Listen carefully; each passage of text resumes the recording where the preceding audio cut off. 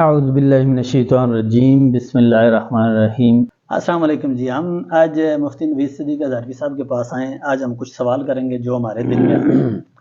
اور مفتی صاحب السلام علیکم۔ وعلیکم السلام۔ ہمارا سب سے پہلا سوال یہ ہے کہ جب ہم قرآن کھولتے ہیں، چونکہ اور قرآن میں سب سے پہلے لکھا ہوا ہے جی بسم اللہ الرحمن الرحیم، اور اس کے بعد لکھا ہوا ہے الحمدللہ رب العالمین۔ یہ سورہ فاتحہ آیا کہ مفتی صاحب یہ لکھنے میں پہلے آئی ہے یا نازل پہلے ہوئی ہے، اور اس سے پہلے قرآن میں اس کا لکھے جانے کی وجہ کیا ہے؟ یہ سوال۔ جزاکم اللہ خیر۔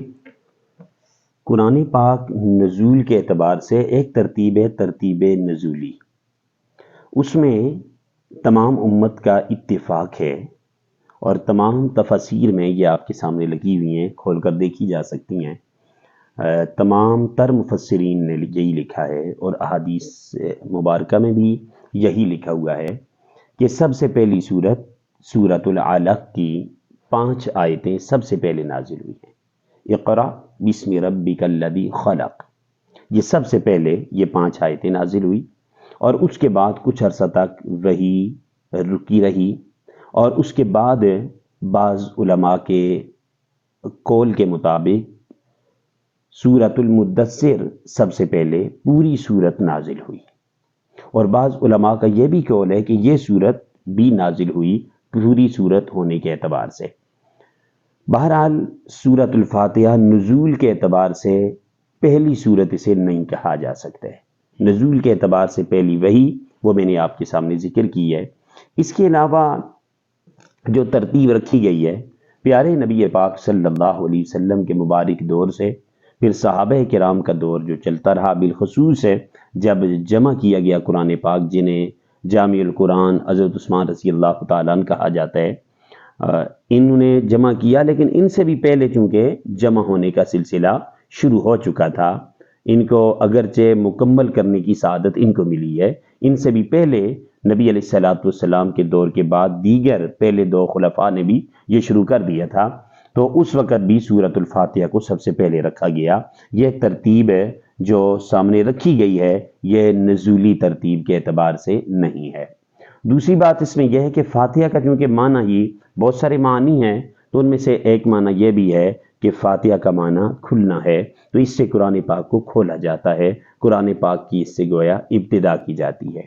بسم اللہ الرحمن الرحیم جو شروع میں لکھی ہے، تو اس کے متعلق بھی یہی ہے کہ بسم اللہ مستقل قرآن پاک کی آیت ہے۔ 19ویں پارے میں جب آپ جائیں گے تو وہاں پر مستقل آیت ہے، انہ من سلیمان و انہ بسم اللہ الرحمن الرحیم۔ گویا کوئی بھی یہ اعتراض نہیں کر سکتا کہ بسم اللہ کو آپ شروع میں لائے، یہ قرآن کی آیت نہیں، یہ قرآن ہی کی آیت ہے۔ ما بین الدفتین کتاب اللہ، جو کچھ بھی ان 2 جلدوں کے درمیان ہے اسے کتاب اللہ ہی کہا جائے گا، یہ کتاب اللہ ہے۔ تو بسم اللہ گویا قرآن کی مستقل آیت ہے۔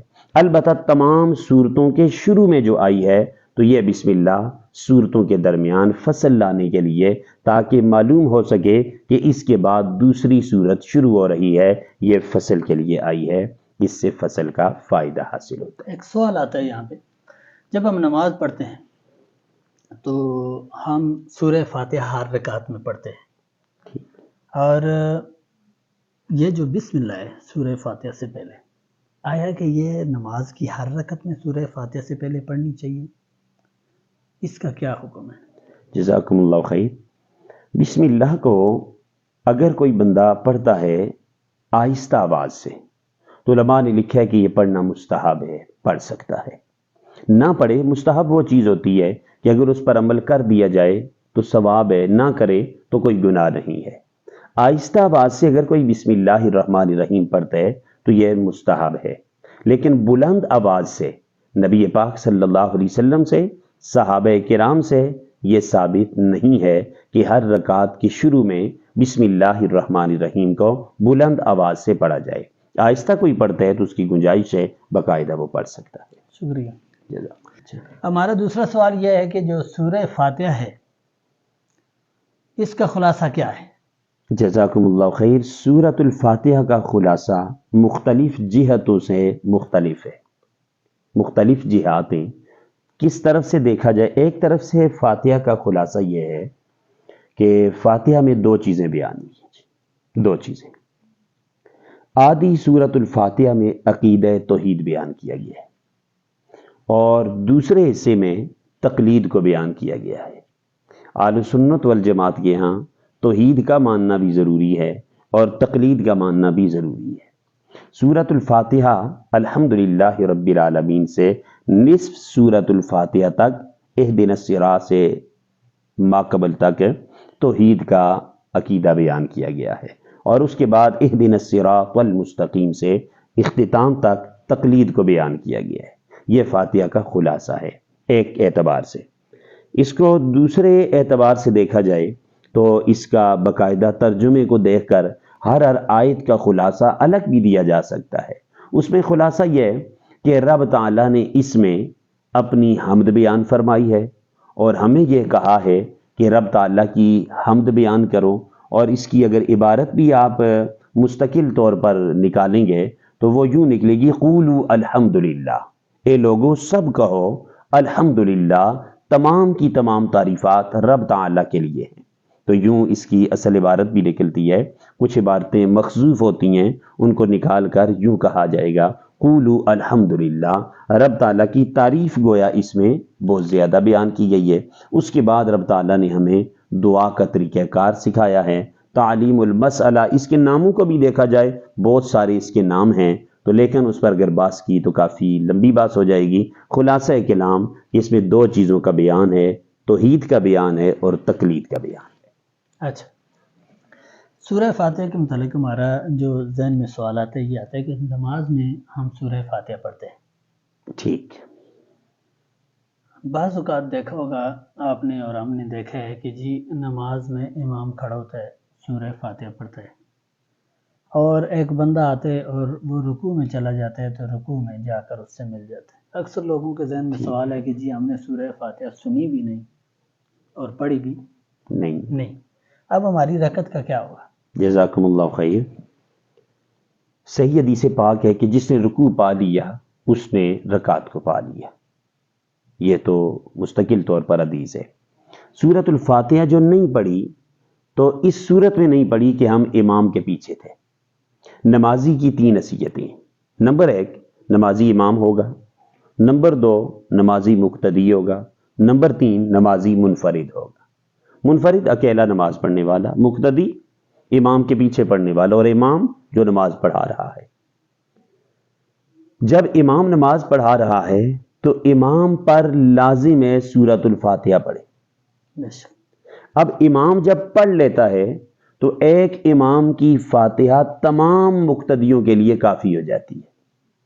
اس کی دلیل کیا ہے کہ امام کی قرات مقتدی کی قرات ہے،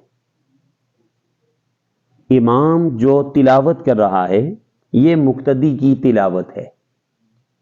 من کان لہ امام فقراۃ الامام لہ قراءۃ، جو جس کا امام ہو امام کی قرات مقتدی کی قرات ہے، تو لہٰذا مقتدی جب آیا ہے تو وہ امام کے پیچھے جماعت سے نماز پڑھ رہا ہے، امام کی پڑھی گئی فاتحہ مقتدی کے لیے کافی ہے۔ بعض اوقات یہ سوال آتا ہے پڑھی امام نے مقتدیوں کو کیسے کافی؟ تو اس کی بڑی مثالیں ہیں، مثالوں سے بات تھوڑی سمجھنے میں آسانی ہوتی ہے۔ جیسے ایک مؤذن اذان دیتا ہے تو تمام نمازیوں کے لیے کافی ہے۔ ایک خطیب خطبہ دیتا ہے جمعے والے دن، تو حالانکہ خطبہ بھی ضروری ہے کہ جس نے خطبہ لا جمعۃ الا بالخطبہ، یہ روایت حدیث ہے کہ جمعہ خطبے کے بغیر نہیں، تو ہر مقتدی ہر بندہ خطبہ نہیں پڑھتا ہے، ایک امام خطبہ پڑھتا ہے وہ تمام مقتدیوں کے لیے کافی ہوتا ہے۔ ایک مؤذن اذان دیتا ہے وہ تمام لوگ جتنے بھی نماز پڑھنے والے ہیں سب کے لیے کافی ہے۔ ایک مکبر تکبیر کہتا ہے، اقامت کہتا ہے، وہ تمام نمازیوں کے لیے کافی ہے۔ اسی طرح ایک امام جب فاتحہ یعنی قرات کرتا ہے تو تمام مقتدیوں کے لیے کافی ہے، لہٰذا اس کی نماز درست ہے اور نماز میں کوئی خلل نہیں واقع ہوگا۔ آپ نے ابھی ذکر کیا کہ جی نماز جو بندہ نماز پڑھتا ہے، نمازی تین قسم کا نمازی ہے، مقصود ہے کہ امام ہوگا یا پھر وہ جی تین، وہ دوسرے دو دوسرے دو کے لیے مطلق قرات تو فرض ہے، جو نماز کے فرائض میں سے ہیں ان میں سے ایک یہ مطلق قرات کرنا فرض ہے، اور فاتحہ کا پڑھنا واجب ہے۔ مطلق دوسرے قرات دو کون سے ہیں؟ دوسرے دو مقتدی ہے اور منفرد ہے۔ ٹھیک ہے، مقتدی جب ہوئے تو اس کی فاتحہ تو امام کی فاتحہ اور امام کی قرات اس کی قرات ہے۔ ٹھیک ہو، ٹھیک ہے، جب مقتدی امام کے پیچھے ہے پھر تو اس کی قرات یعنی امام کی قرات شمار کی جائے گی۔ یعنی امام کے لیے پڑھنا واجب ہے، ٹھیک ہے، امام کے لیے واجب، اور منفرد کے لیے پڑھنا واجب ہے۔ جو پیچھے مقتدی ہے اس کو پڑھنے کی ضرورت نہیں۔ قرآن پاک کی آیت ہے وَإِذَا قُرِئَ الْقُرْآنُ فَاسْتَمِعُوا لَهُ وَأَنصِتُوا لَعَلَّكُمْ تُرْحَمُونَ، جب قرآن پڑھا جائے غور سے سنو، وَأَنصِتُوا اور خاموش ہو جاؤ۔ تو امام جب قرآن پڑھے تو اس کو سننا واجب ہے۔ ٹھیک ہے۔ میرے یوٹیوب چینل کو سبسکرائب کر دیں، ویڈیو کو لائک کر دیں اور ویڈیو کو شیئر کر دیں۔